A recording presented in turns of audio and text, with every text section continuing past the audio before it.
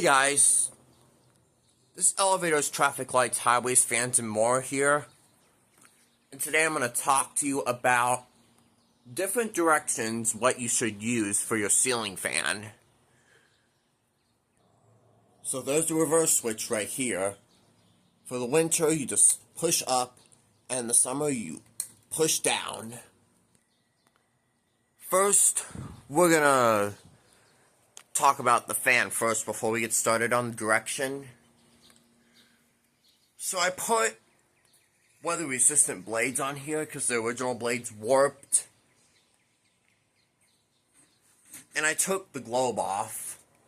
That way it can get much brighter out here.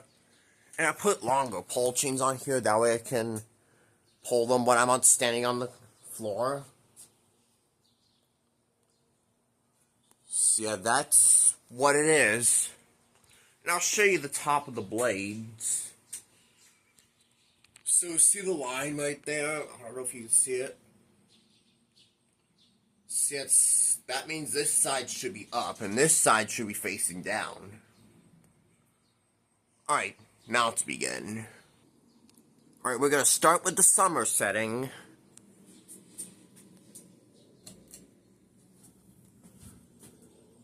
So you put the fan on high and in counterclockwise.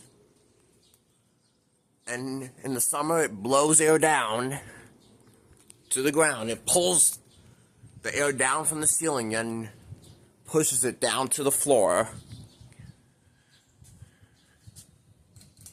And you can have it on medium downdraft.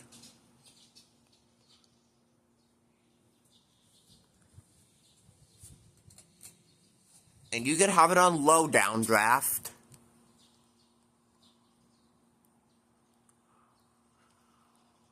So yeah, that's the summer setting. Now let's go to the winter setting.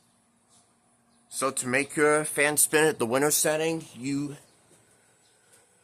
push the switch up. And then you set the fan low. Then it goes in the opposite direction. And this direction pulls the air up to the ceiling and down the walls and back to you. So at this speed, you should only leave it on in the winter to keep it from creating uncomfortably cold wind chill, and keeps you nice and warm in the winter. So yeah, that's the different directions between summer and winter on a ceiling fan. Thanks for watching.